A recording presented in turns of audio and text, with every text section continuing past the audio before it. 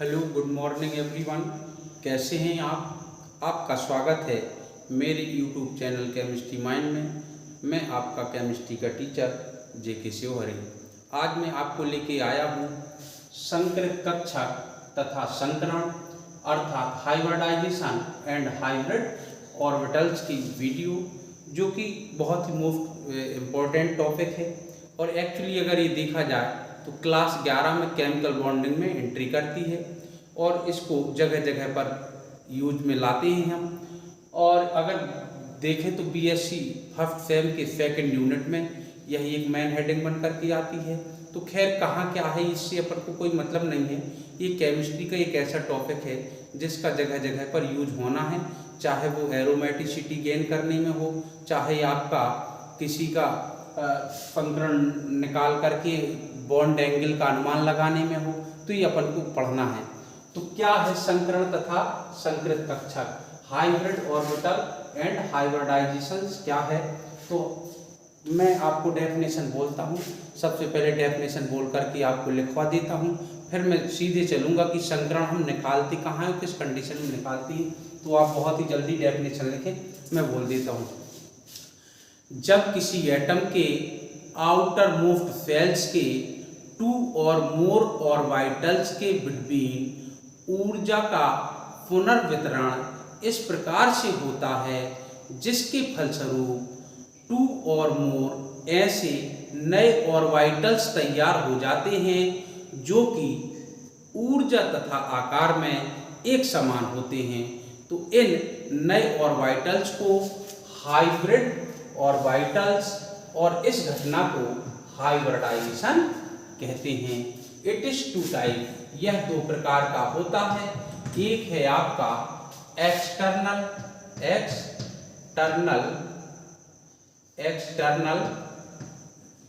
Hybridisation,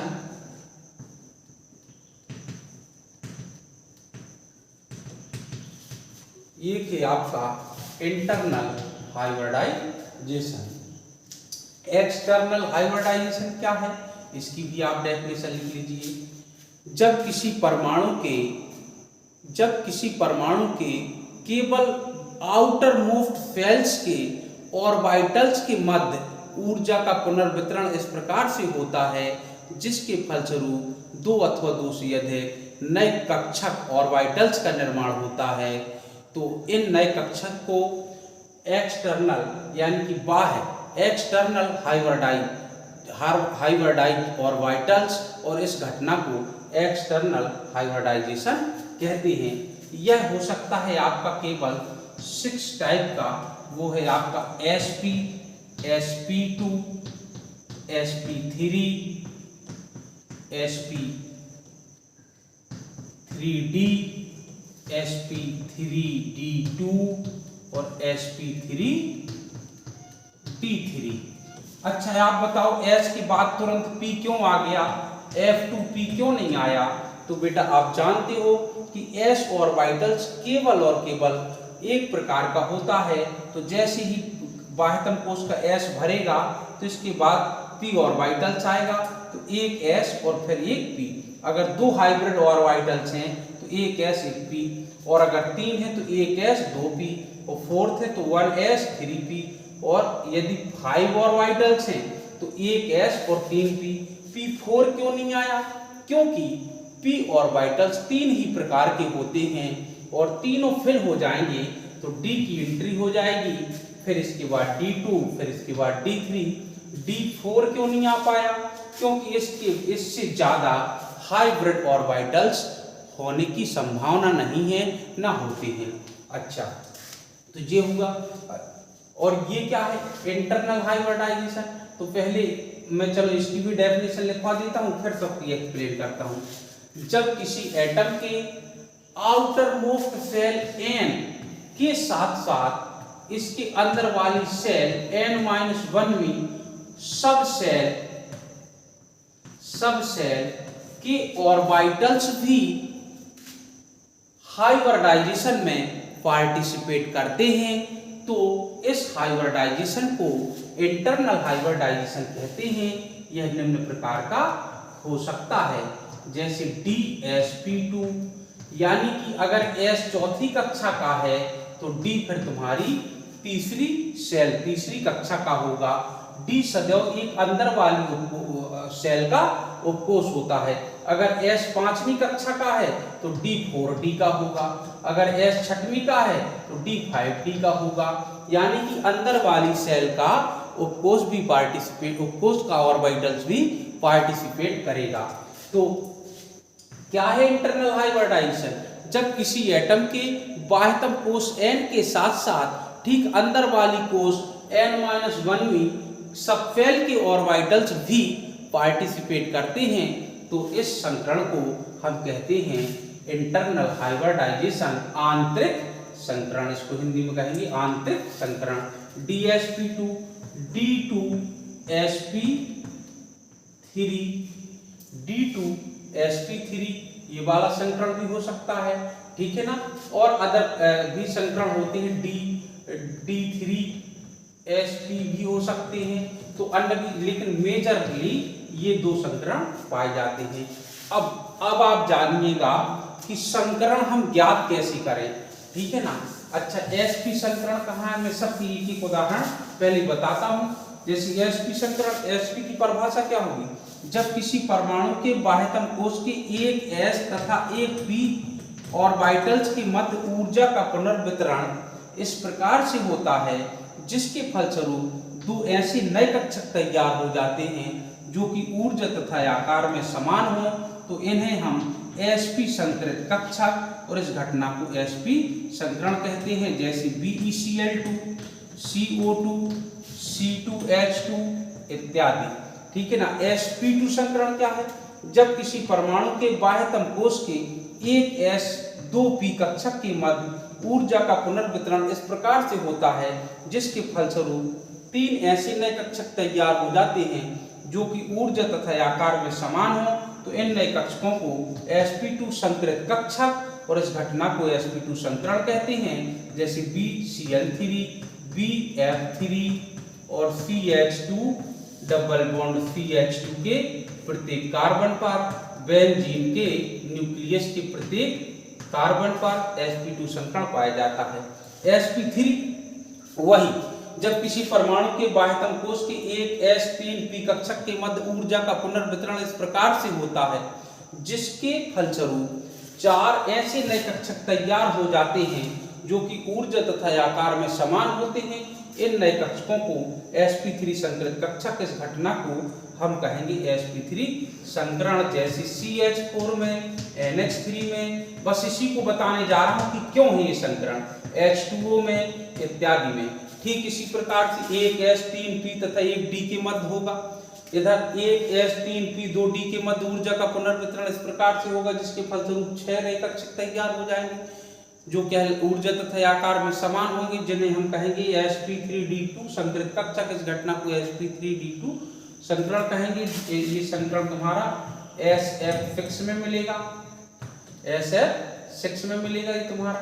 अच्छा, ये तुम्हारा PCl5 में मिल जाएगा, ये तुम्हारा IF7 में मिल जाएगा। परिभाषा वही, इसकी परिभाषा जैसे DsP2 है।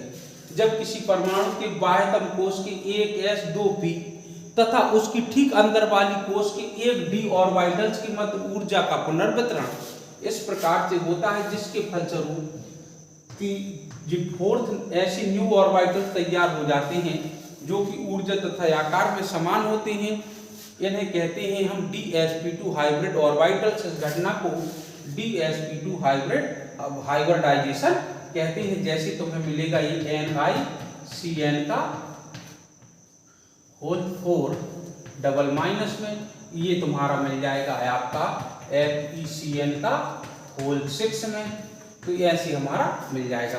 अब आपको क्या करना है कि संकरण निकालने की मेथड जानना है, ठीक है ना। बस यहीं से ध्यान दें आप।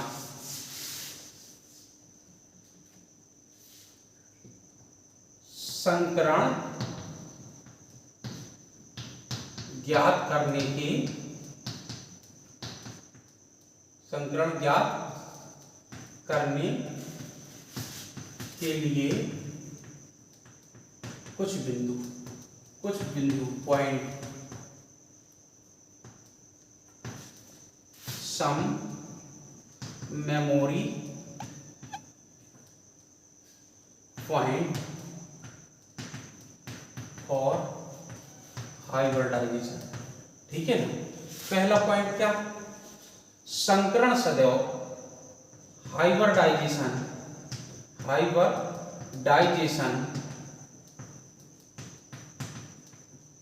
ऑलवेज सेंट्रल एटम पर ज्ञात किया जाता है, ज्ञात करते हैं। पहली बात तो ये है हमारी कि संकरण हम सदैव कहाँ ज्ञात करते हैं, सेंट्रल एटम में। सेंट्रल एटम कौन होता है, लेस इलेक्ट्रोनेगेटिव एटम, ये सेंट्रल एटम होता है। जैसे CH4 में C, ठीक है ना, और तुम्हारा H2SO4 में S, ठीक है ना। हाइड्रोजन का भी सेंट्रल एटम होता नहीं है, ठीक है, अच्छी बात है। तो संकरण सदैव सेंट्रल एटम पर ज्ञात किया जाता है। दूसरी बात, ये यदि हाइब्रिड ऑर्बिटल्स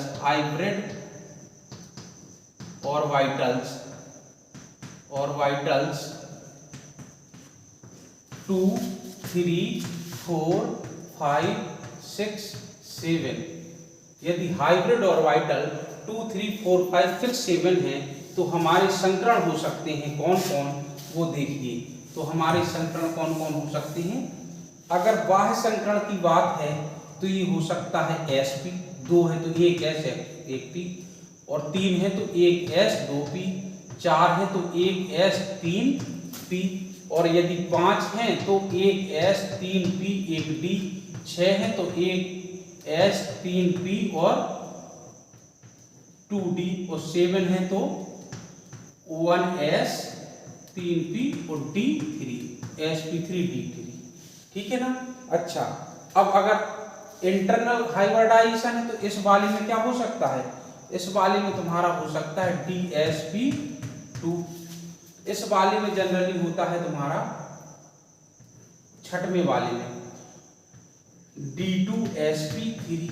अब मैं ये क्यों बता रहा हूं, क्योंकि इंटरनल हाइब्रिडाइजेशन होगा वो कॉम्प्लेक्स कंपाउंड में पाया जाता है, और कॉम्प्लेक्स कंपाउंड की जितनी भी समन्वय संख्या होती है उस पे उतने ही हाइब्रिड ऑर्बिटल्स होते हैं, और जितने हाइब्रिड ऑर्बिटल्स होते हैं उसी पर संकरण हमारा आधारित है। जैसे 4 समन्वय संख्या पर होगा dsp2 और 6 पर होगा d2sp3। अब इसका डिटेल बहुत है, अगर हमारा जो लिगेंड्स है वो स्ट्रॉन्ग है तो ये आएगा, और स्ट्रॉन्ग नहीं है तो नहीं आएगा, तो उस पर इतना भी जाना उचित नहीं है। कोऑर्डिनेशन कंपाउंड हम पढ़ाएंगे क्लास इंटर में, तब जो है इसका व्यक्तिगत वीडियो आप देख सकते हैं इंटरनल हाइब्रिडाइजेशन का, ठीक है। तो मेन चीज क्या है, हाइब्रिड ऑर्बिटल्स। अगर हमें हाइब्रिड ऑर्बिटल्स पता है तो हमें संकरण पता चल जाएगा। तो हाइब्रिड ऑर्बिटल्स निकालने की मेरे पास 3 तरीके हैं। कौन कौन तरीके हैं, एक तो है तुम्हारा कि टोटल वैलेंसी इलेक्ट्रॉन वाला, बहुत अच्छा तरीका है। दूसरा है आपका hybrid orbitals equal to sigma bond plus lone pair electron वाला। तीसरा तरीका है मेरे पास hybrid orbital equal to 1/2 into valency electron minus C plus A, valency electron minus C plus A, ये वाला एक तरीका है, और प्लस X, ठीक है। या ऐसे जोड़ लो अगर आपको ऐसे लग रहा तो valency electron plus X minus C plus A। अच्छा, इसमें क्या है, वैलेंसी इलेक्ट्रॉन क्या होती है, आउटर मोस्ट शेल में इलेक्ट्रॉन, जनरली ग्रुप की संख्या, ठीक है, जनरली ग्रुप की संख्या, ग्रुप नंबर। लेकिन देखो मैंने जनरली इसलिए कहा वैलेंसी इलेक्ट्रॉन, याद रखना 0 ग्रुप के अगर फंक्शन बनाते हैं जैसे XeF2, तो अब तुम ग्रुप की संख्या लगाए रखोगे तो इसमें तो वैलेंसी इलेक्ट्रॉन 0 ले लोगे तो सत्यानाश हो जाएगा तुम्हारा सब। इसमें 8 होते हैं, तो इसलिए वैलेंसी इलेक्ट्रॉन याद रखें, और वैलेंसी इलेक्ट्रॉन जनरली बाह्यतम कोश में उपस्थित इलेक्ट्रॉन्स की संख्या होती है। X क्या है?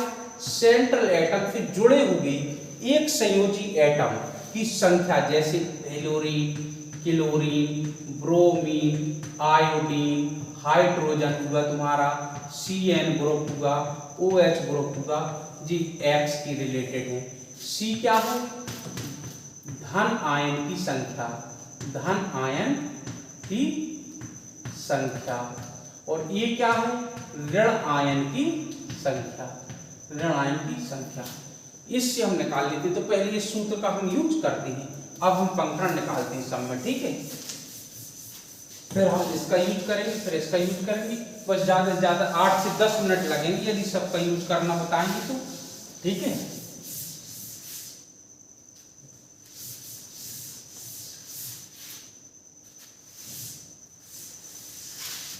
देखो, जैसे हमें निकालना है CH4 पर, CH4 पर, NH3 पर, CO2 पर, ठीक है, CO2 पर हुआ तुम्हारा।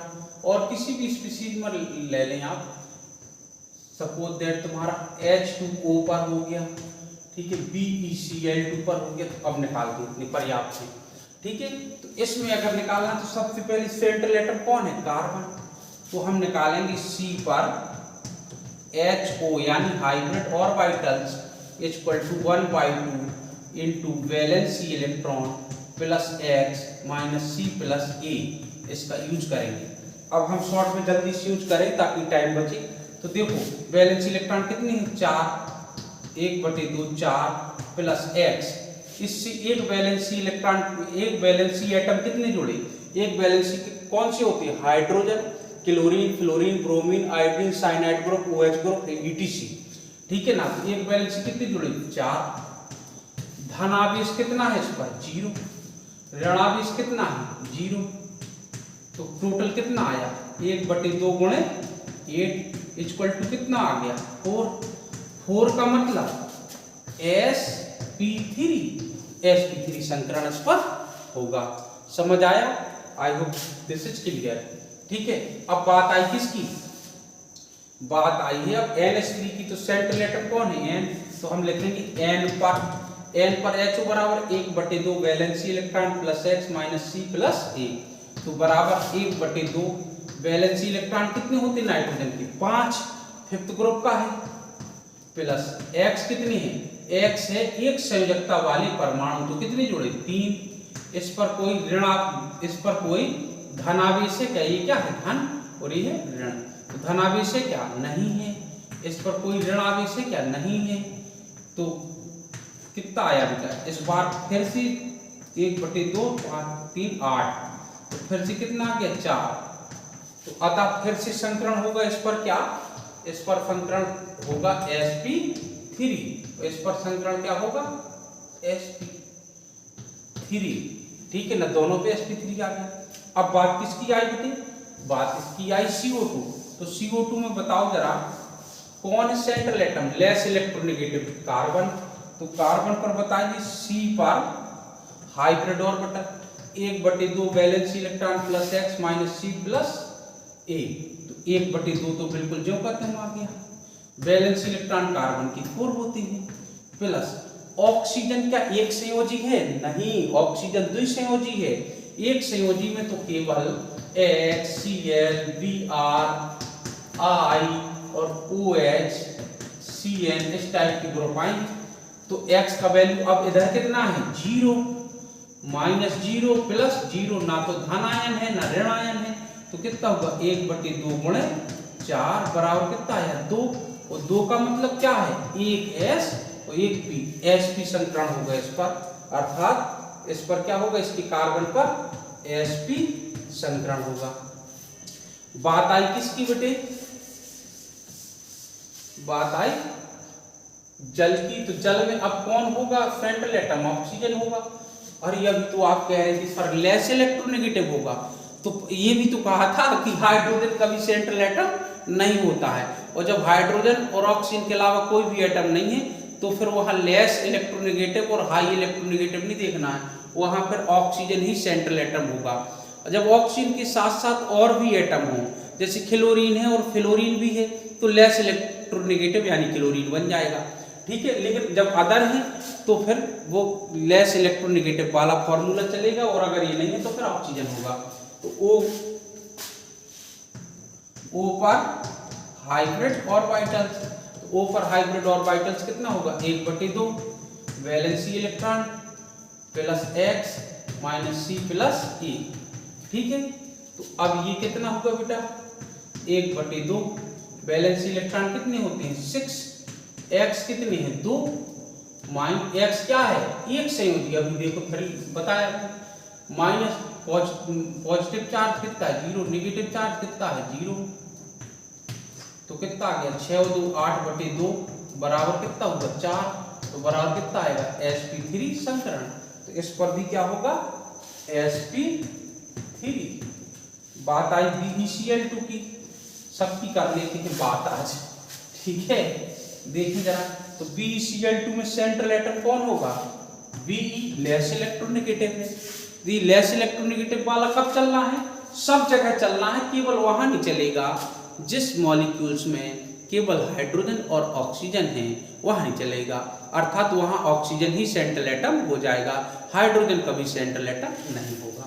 सो देखो BeCl2 की सेंट्रल एटम Be पर, तो Be पर 1/2, कोई फॉर्मूला फिर लगा 1/2 Be, वैलेंस इलेक्ट्रॉन कितना 2, एक संयोजी देखो क्लोरीन एक संयोजी में आता बिल्कुल आता 2 -0 प्लस 0, ना धनायन है ना ऋणायन है, तो 4/2, तो बराबर फिर से कितना आ गया 2, तो संकरण कितना होगा sp, कितना होगा sp, तो ये हो गया तुम्हारा sp संकरण, ठीक है। तो इस प्रकार से हम संकरण ज्ञात कर लेते हैं। दूसरा फॉर्मूला भी बता देता हूं अभी, दूसरी फॉर्मूला सीसी के सबके आंसर निकाल देते हैं। दूसरा फॉर्मूला है आपका hybrid orbital equal to sigma bond plus Lp। अब Lp क्या होते हैं, Lp जहां Lp equal to non bonding electron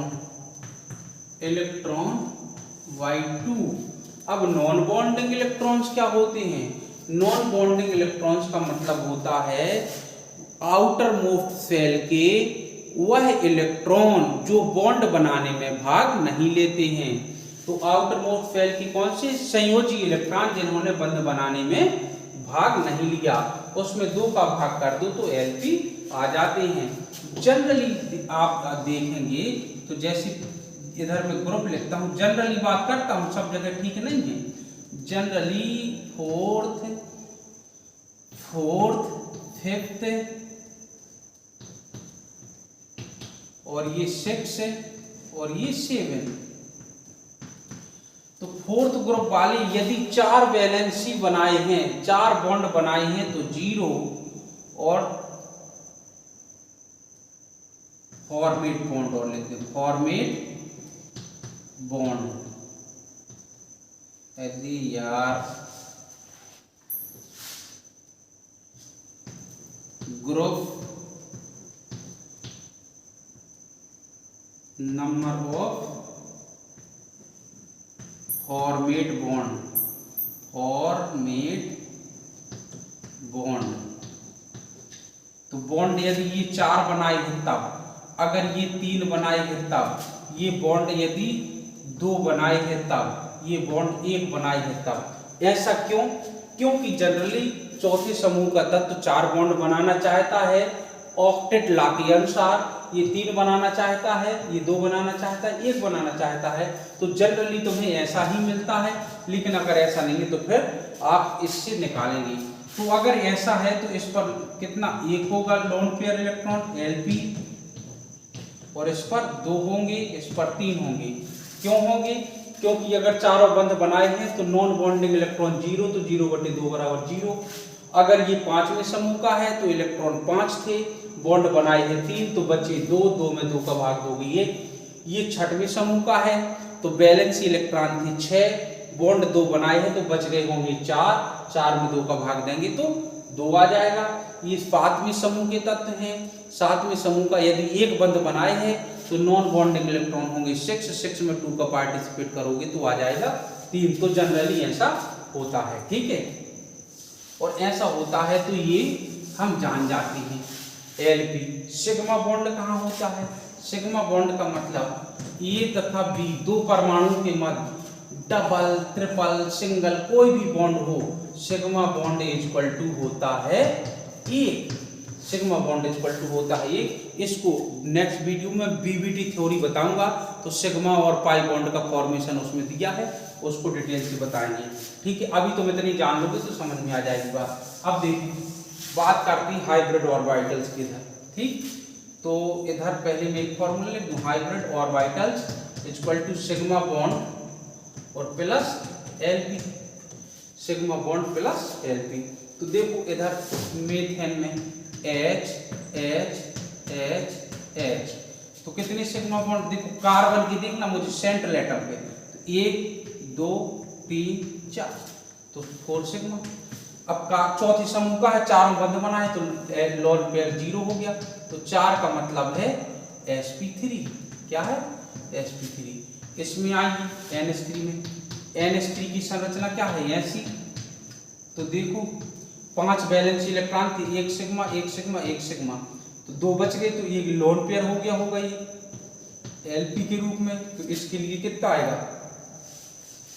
hybrid orbitals equal to sigma bond 3 है, लोन पेयर कितना है 1, तो फिर 4 आ गया, फिर 4 आ गया, तो फिर sp3 हो गया इस पे। अब इसमें आइए तो C double bond O double bond O, central atom कौन है इसका? कार्बन। कार्बन अब देखो जरा, कार्बन इधर डबल बॉन्ड बनाए तो डबल बनाए चाहे ट्रिपल, सिग्मा बॉन्ड तो एक ही है, डबल बनाए चाहे ट्रिपल, सिग्मा बॉन्ड एक ही है। अच्छा कोई भी इलेक्ट्रॉन नहीं बचे क्योंकि 4 बॉन्ड बना लिए, तो लोन पेयर कितना है? 0 है। तो अगर लोन पेयर 0 है तो हम फॉर्मूला लगाएंगे हाइब्रिड ऑर्बिटल बराबर सिग्मा बॉन्ड प्लस Lp, तो ये कितना आया? 2 + 0। सो हम पा जाएंगे कितना? संकरण बराबर 2 पर क्या मिलेगा? sp। तो sp था ही। ऐसी वाटर मॉलिक्यूल्स में हम लगाएंगे ऐसे ऐसे ऐसे ऐसे ऐसे। 6 इलेक्ट्रॉन थे तो 2 सिग्मा हो गए, 2 लोन पेयर, तो 4 का मतलब है sp3। BeCl2 में 2 इलेक्ट्रॉन थे तो दोनों सिग्मा बंध बन गए, तो कितना आ गया? 2 लोन पेयर है 0, तो इस पे sp संकरण आ जाएगा। तो एक मेथड हमारा ये हो गया और एक मेथड हमारा और बचा, ठीक है। तो आप कमेंट्स करके मुझे बताना, अगर उस मेथड का आपको मजा लेना है तो उस मेथड को भी मैं बता दूंगा, और यदि आपने कमेंट्स नहीं किया तो अगले वीडियो में हम नहीं बताएंगे, आपको उसकी शायद ज़रूरत नहीं है। अगर आप कमेंट्स करोगे तो अगले वीडियो में मैं तीसरा मेथड बताऊंगा, और इसमें जो संकरण को प्रभावित करने वाले कारक हैं उन कारकों का डिटेल बताऊंगा। जैसे आपका इधर CH2 single bond CH double bond CH single bond CH3, इस पर आया माइनस। और अब दूसरा देखें A, B देखें CH2 minus single bond CH2 single bond CH double bond CH2, ये होगा C NH2 single bond CH double bond CH2, और ये इधर आया NH2 single bond CH2 single bond CH3। तो अब मैं बताऊंगा कि इन पर क्या प्रभाव पड़ता है। जैसे इस कार्बन पर तुम्हारा संकरण है वो क्या है? sp2, लेकिन इस कार्बन पर जो संकरण है वो है sp3। इस नाइट्रोजन पे जो संकरण है वो है sp2, और इस पर जो संकरण है वो है sp3। ये क्यों है? अगर आपको नहीं समझ में आया है तो आप कमेंट्स कीजिएगा, और भी जहाँ जहाँ इसके रेयर केस हैं मैं अगले वीडियो में बताऊंगा। तो जो पहला वाला रूल है उससे बहुत ही आसानी से संकरण निकलते हैं, आप कमेंट्स करके बताएंगे तो मैं अगले वीडियो में निश्चित ही आपको सबसे पहले यही चीज़ पढ़ाऊँगा, फिर चाहे जौन सी चीज़ पढ़ाऊँ, ठीक है ना। तब तक के लिए आप अगली वीडियो का इंतजार कीजिए, इस वीडियो का लुत्फ उठाइए और संकरण को वाय वाय कर दीजिएगा। जय हिंद, जय भारत, वंदे मातरम।